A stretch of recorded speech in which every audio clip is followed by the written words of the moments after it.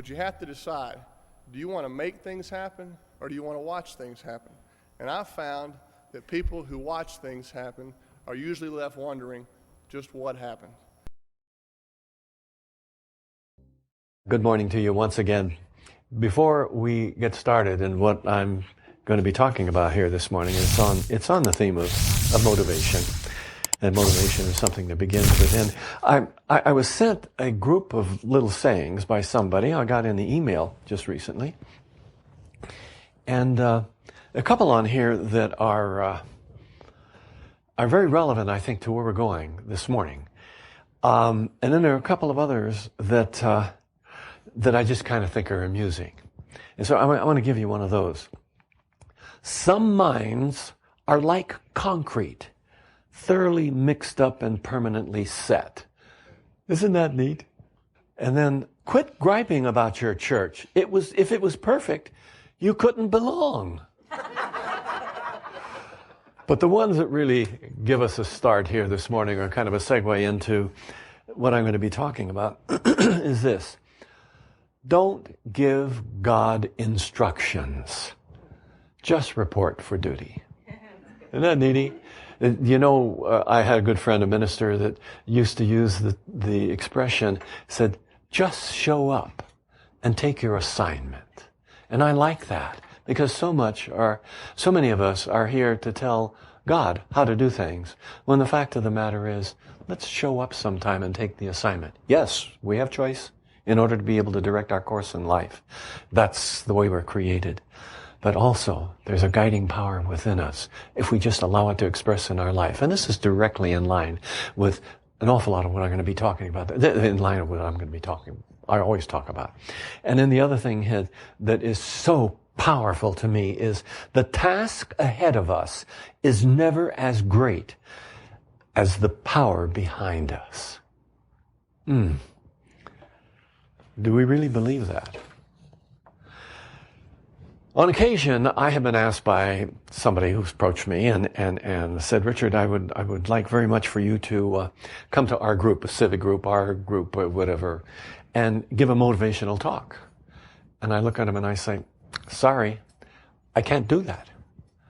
I said, what do you mean you can't do that? I understand you're a motivational speaker. I says, no, I'm not a motivational speaker, if by that you mean I'm supposed to go there and motivate you.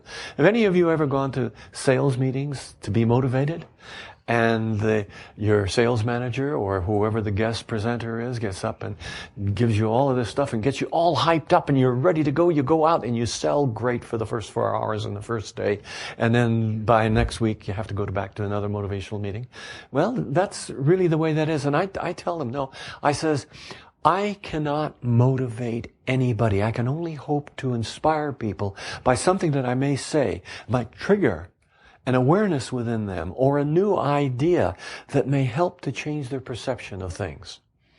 That's a lot of words to say what I do, but it's really simply to present an idea that may resonate at some level within. And then out of that, there can become that which gets our moving.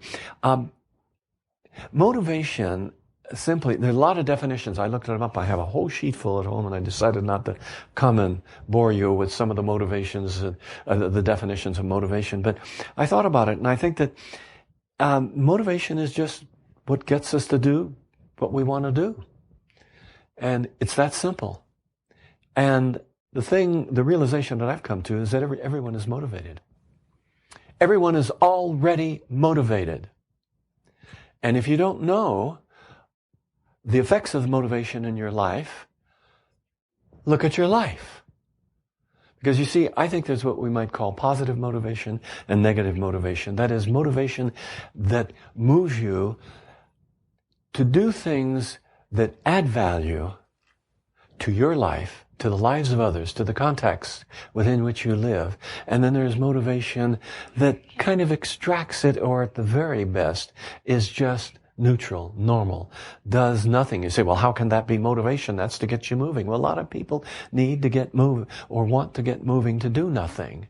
Or they get so busy, they're moving in so many different directions that nothing results as a result of that. Who was it? Marcia and I, my wife and I, where is she? She's somewhere here. Oh, there she is, wifey. We're talking just the other day, and I quoted to her something that popped into my mind that I was trying to think about the other night, and it finally came to me. It took a few days, but it came to me. And that was a quotation I think that Yogananda made, Paramahansa Yogananda, the Indian saint that came to the United States in 1920. He wrote the book, Autobiography of a Yogi. And it goes something like this. He says, your kind of laziness is to be busy all the time. Think about that. Doesn't that grab you? Now, no one can be motivated. And yet, I think everyone is self-motivated to some extent.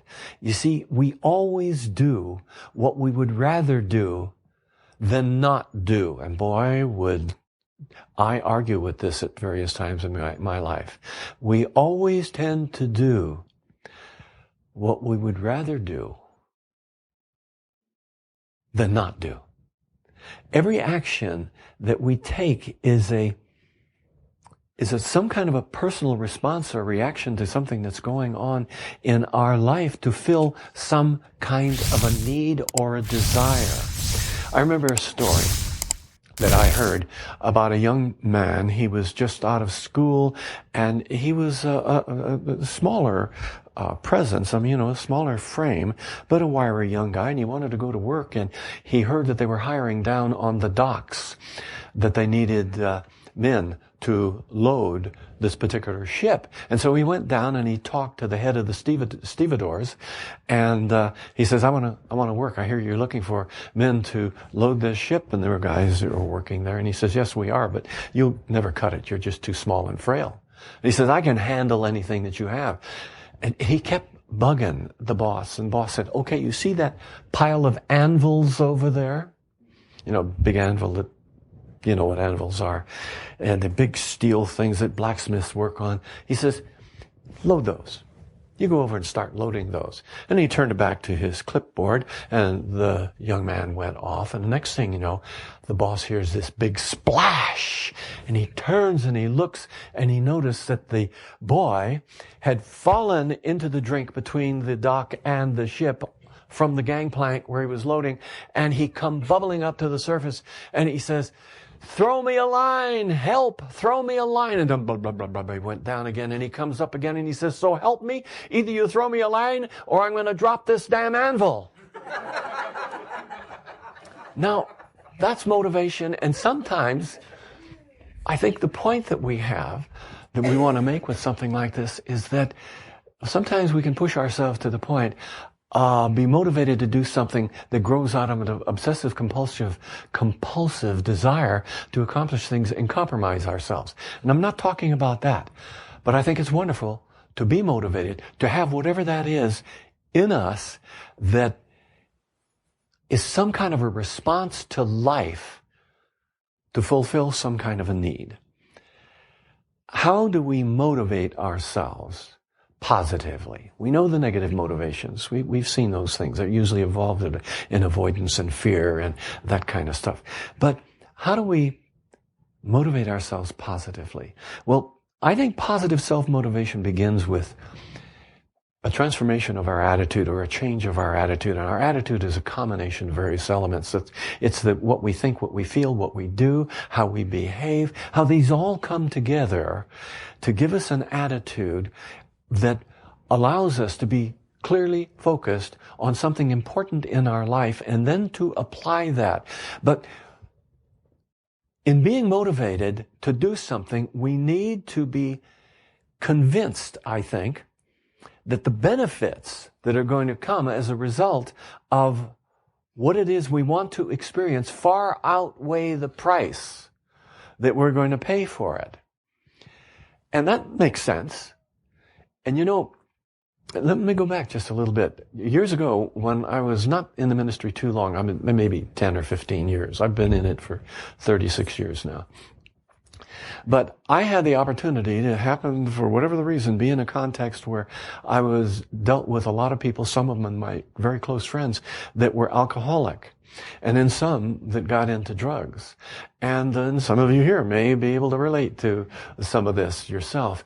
And I wanted to learn as much as I could about this. I was asked to participate in an intervention, so I went to some training on that. And the next thing you know, I started studying about it, and I wanted to learn more and more. And in my studies, it's interesting. I came to the conclusion that the addict, the alcoholic, the overeater, there are all kinds of different kinds of addictions, vacuum cleaning addiction, washing your hands too much addiction, all of these things. I kind of began to get the idea that whoever has this kind of compulsion, whatever one it happens to be, they really must feel that the addiction is worth whatever the price is that they're paying.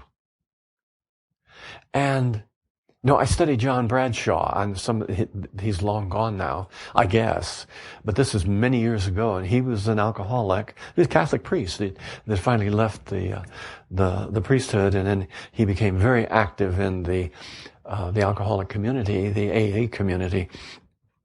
And he had a definition that I like very much. And let me see if I can remember it. He says, addiction is the obsessive compulsive attachment to something without which we don't feel we can survive. Think about that. Now, that may be pretty extreme. I can say, I can survive.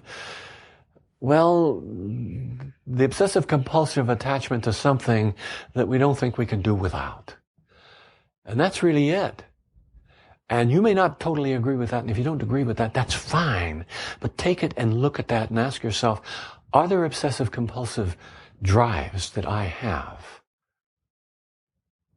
that are inhibiting my ability to be able to be fully expressed in this life? And I think there are. Wow, is that a judgment on every one of you, isn't it? Well, not so much a judgment, I think, as an observation of people in my experience, and that includes me. I think that's a primary problem in civilization. The time when we finally overcome anything to which we are attached is the time when we are free, we are open. Then we can move into a full sense of the reality of who we are, which are, each one of us is a godchild made in the image and likeness that made everything else. But setting that aside, you may not like that broad categorization of you, but the change in lives come when we realize that the cost is just too great. You see, this change of attitude, the change of awareness, it sets us on a more useful course, a more positive course. And one of the problems is we get into, and I talked a little bit about this last week, we get into classifying our behaviors as good or bad. And that traps us. And if you remember what little bit I talked about it last week, I'm going to elaborate on some more this morning here, that when we start classifying things as good or bad, oftentimes this causes us to avoid whatever the issue is about which we're making that judgment. You see, if we look at something, say, in ourselves as this is bad, then what we've done is we don't want to associate with that is bad.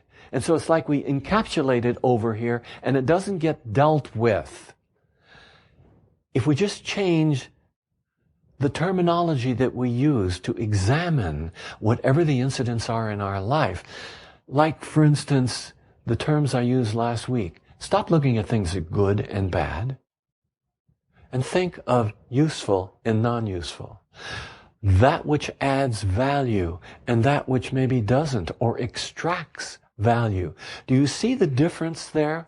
Because to think in terms of useful or non-useful does not have a moral connotation associated with it, where bad or good does. You are morally okay. You are not morally okay. That creates such a separation.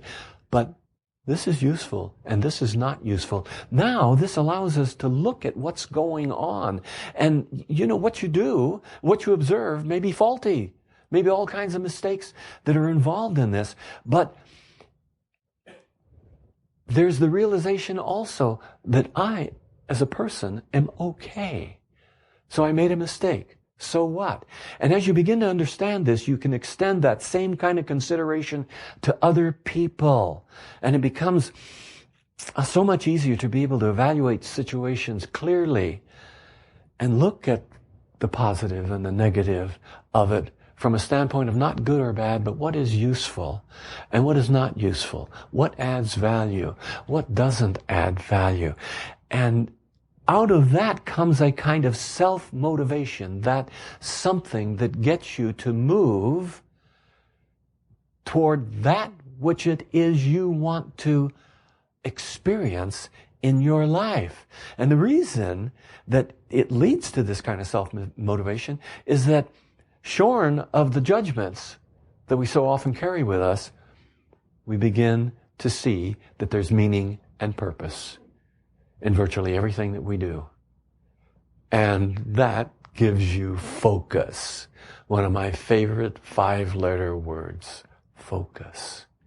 Now, another part of all this is another word that is a problem to some people. And that word is the responsibility. Have you ever heard that word before? You see, is truly taking responsibility for your life. And oftentimes if you categorize things in the manner that I was talking about, good or bad, evil or not evil or whatever, it's hard to move in to the kind of responsibility that you need, where you own it, then you can deal with it. But a lot of times that allows you to just separate yourself from it. You create avoidance mechanisms. But in this taking of responsibility, first of all, you have the right and the responsibility to choose what you want to do with your life. And there may be a little feeling of resistance among some of you when you look back at your life and you realize that, if my mother or father didn't do this, or the teachers didn't say that, or that damn minister that I had when I was going to the XYZ church over here had treated me a little bit different, I wouldn't be... If you can realize that much, then you're already beyond it. So don't use that as an excuse. You have the right and the responsibility to choose what you want to do with your life. God gave you free will. Free will within the bounds of your own capabilities, within the bounds of your own potential, your skills and your talents. You say, well, with God everything is possible. Yes, everything is possible that's possible for you. We each have skills and talents. And my talents are different than your talents. And I have absolute choice in how I'm going to pursue the development of my talents and skills in order to be able to optimize my experience of life. And that's what I mean when I say within the capabilities within the bounds of my own capabilities. Now, I'm allowed to make mistakes in my life. I can scream and I can cuss and I can steal and I can cheat. Or on the other hand, I can help, I can support, I can be there to help uplift people and encourage them. And I can change my mind in any of this. That's the choice. I can change my mind and do something else. And this is the divine gift of choice. It's always mine. It's always yours. And you know something? It'll not always be right.